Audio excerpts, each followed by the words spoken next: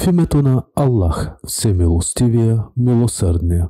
Та, Син, Мим. Това са знаменията на ясната книга. Четем ти правдиво историята на Муса и на фараона, за хора вярващи. Фараонът се възгордя в страната си и раздели на групи нейните жители. Обезсилваше той част от тях, колеше синовете им и пощадяваше жените им. Той бе от сеещите развала.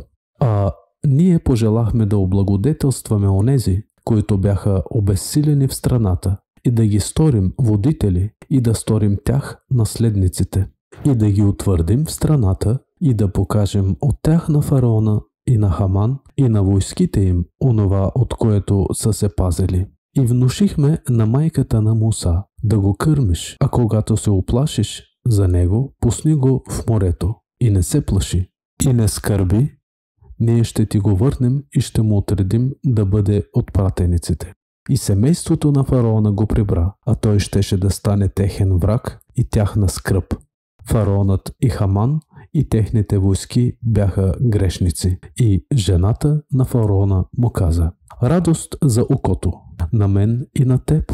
Не го убивайте, може да ни е от полза или да го вземем за син. Така и не усетиха. И опустя сърцето на майката на Муса, тя за малко да го издаде, ако не бяхме укрепили сърцето й, за да е вярваща. И рече на сестра му: проследи го, и тя го наблюдаваше отстрани, без да я усетят. И спървом повелихме ние да отказва да суче. И рече тя: да ви посочи ли семейство, което ще се грижи за него вместо вас и ще му бъде наставник. И така го върнахме на майка му, за да се радват очите й, да не скърби и да узнае, че обещанието на Аллах е истина, ала повечето от тях не знаят. И когато достигна своята зрелост и улегна, ние му дадохме мъдрост и знание, така награждаваме добротворстващите. И влезе той в града по време, когато жителите му не будуваха, и завари там двама мъже да се бият. Единият от неговата общност, а другия от враговете му. Онзи, който бе от неговата общност, го извика на помощ срещу онзи, който бе от враговете му. И Муса го удари с юмрук и неволно го уби. Каза: това е от делото на сатаната. Той е заблуждаващ, явен враг. Каза: Господи, огнетих себе си, опрости ме. И той го опрости. Той наистина е опрощаващия, милосърдния. Каза: Господи, заради онова, с което ти ме облагодетелства, никога не ще бъда опора за престъпващите. На сутринта се озова в града, страхувайки се дебнешком, и изведнъж онзи, който вчера се обърна към него за помощ, пак го повика. Муса му каза: ти си в явна заблуда. И когато Муса поиска да нападне онзи, който е враг, и на двамата, другият каза: о, Муса, нима искаш да ме убиеш, както вчера уби човек? Ти искаш само да си деспот на земята, а не искаш да си от поправящите. И дойде мъж от другия край на града, устремен, каза: о, Муса, първенците се съветват за теб да те убият. Напусни, аз съм твой доброжелател. И излезе оттам, страхувайки се, дебнешком. Каза: Господи, спаси ме от хората огнетители. И когато се отправи по посока на Мадян, каза: надявам се моят Господ да ме насочи по правия път. И когато стигна до водоизточника на Мадян, завари там група хора да поят добитък. И завари освен тях две жени да възпират добитъка си. Каза: какво ви се е случило? Казаха: не ще поим, докато пастирите не приключат, а баща ни е твърде стар. И той напои добитъка им вместо тях. После се оттегли на сянка и каза: Господи, нуждая се от благо, което да ми спуснеш. И дойде при него едната от двете, пристъпвайки със свян. Тя каза: баща ми те кани да те възнагради, задето напои вместо нас. А когато той отиде при него и му разказа историята си, бащата рече: не се плаши, избавил си се от хората огнетители. Едната от двете каза: о, татко мой, наеми го. Най-добрия, когото можеш да наемеш, е силният, довереният.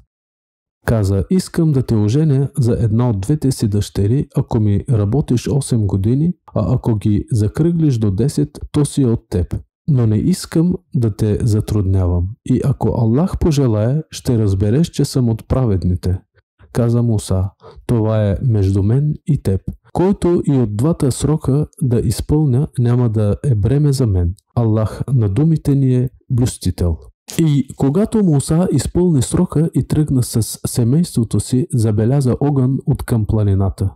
Каза на семейството си: постойте, забелязах огън, може да ви донеса оттам вест или главня, за да се сгреете.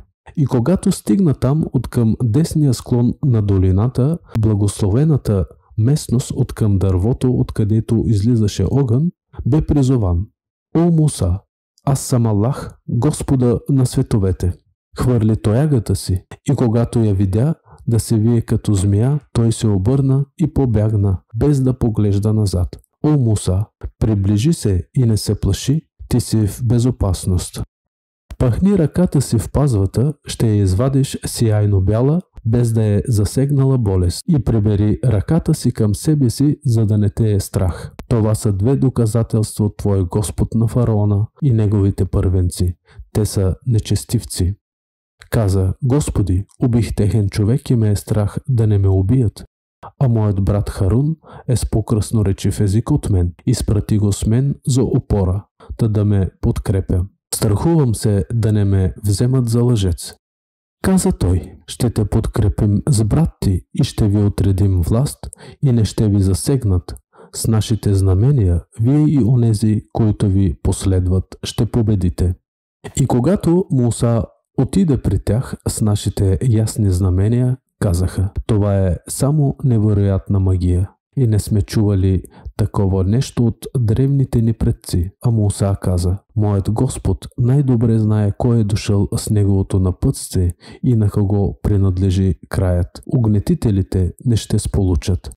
И каза фараонът: о първенци, аз не знам да имате друг бог освен мен. И ми разпали пещ за тухли от глина.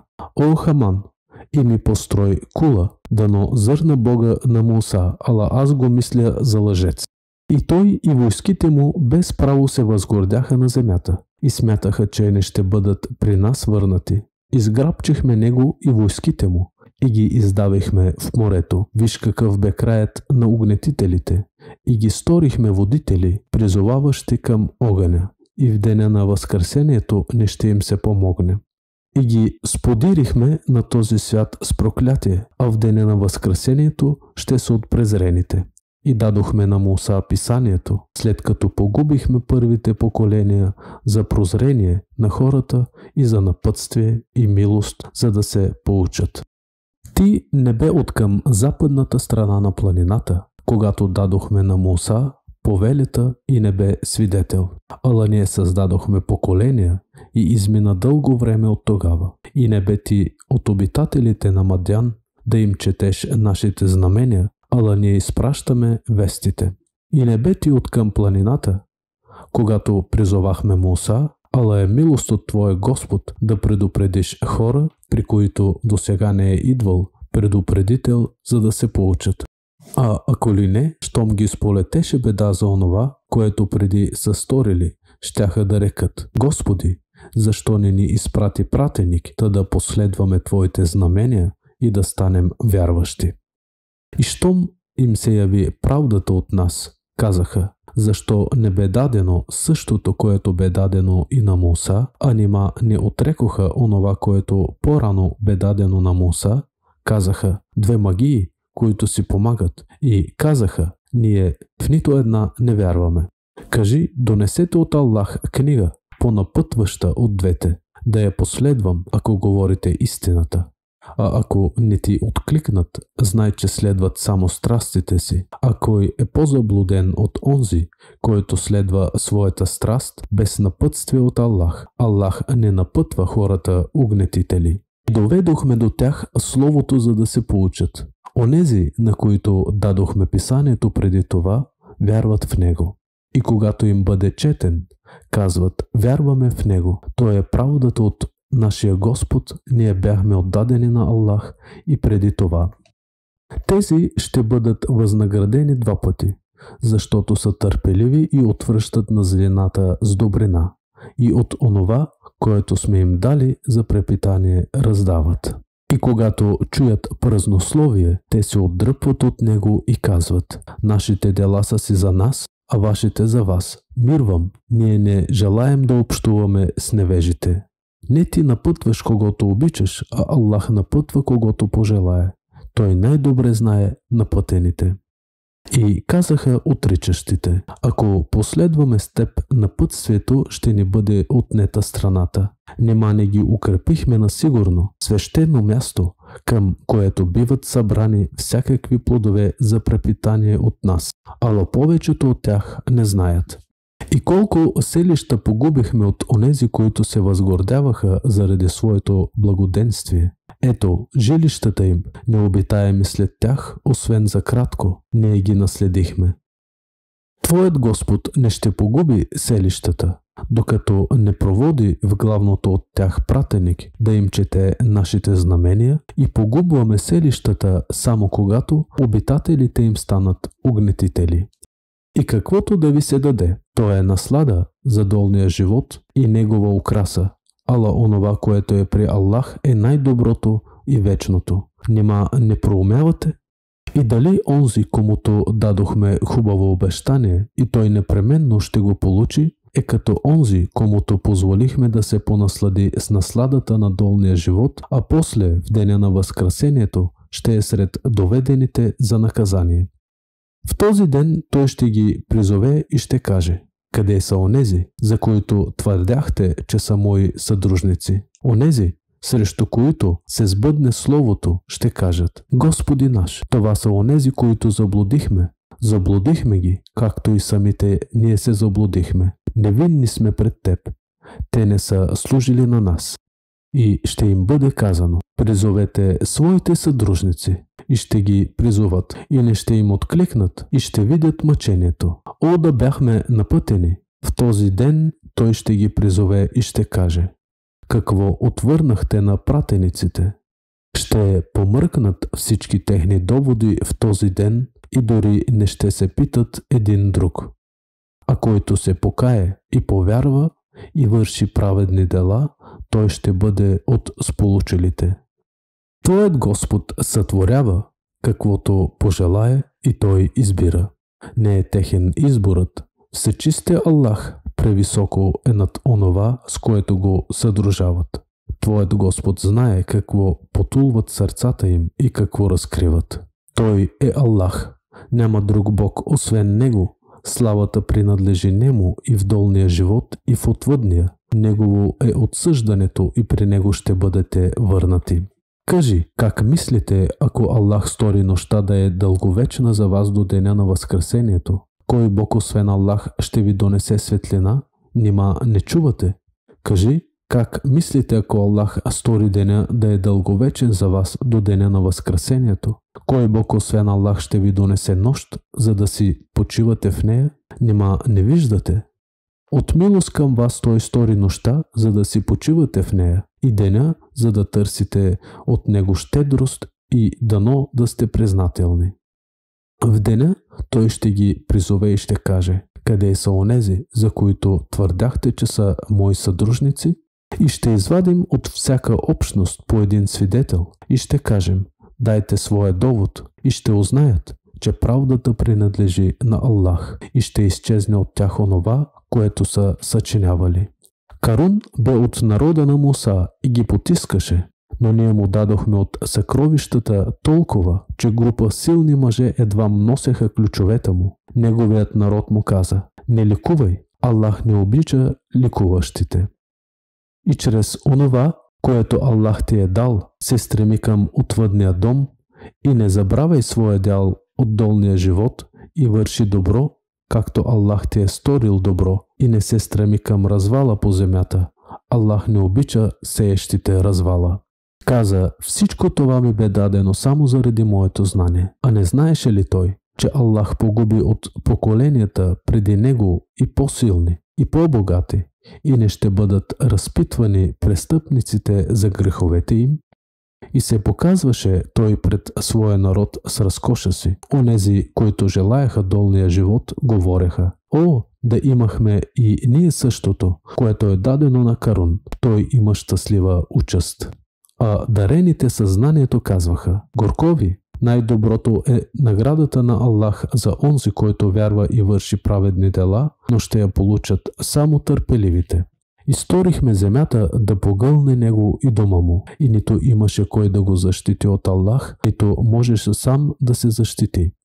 А на сутринта, онези, които до вчера мечтаяха да бъдат на негово място, казаха: ах, наистина Аллах разпростира препитанието за когото пожелае от своите раби, и той го свива. Ако Аллах не бе ни пощадил, би сторил земята и нас да погълне. Ах, отричащите никога не сполучват. Ще отредим отвъдния дом за онези, които нито искат да се възгордяват на земята, нито да рушат. Краят принадлежи на богобоязливите. Който дойде с добрина, ще има по-голямо от нея, а който дойде с злина, на вършещите злини ще се въздаде само за онова, което са извършили. Онзи, който ти възложи Корана, той ще те върне към мястото на завръщането. Кажи: о Мухаммед, моят Господ най-добре знае кой е донесъл напътствието и кой е вял на заблуда. И не си се надявал, че на теб ще бъде поверена книгата, но това е милост от твой Господ. Никога не бъди опора на отричащите и да не те възпират от знаменията на Аллах, след като са ти ниспослани, и призовавай към своя Господ и никога не бъди от съдружаващите. И не призовавай друг Бог заедно с Аллах, няма друг Бог освен Него. Всичко погива освен Него. Негово е отсъждането и при Него ще бъдете върнати.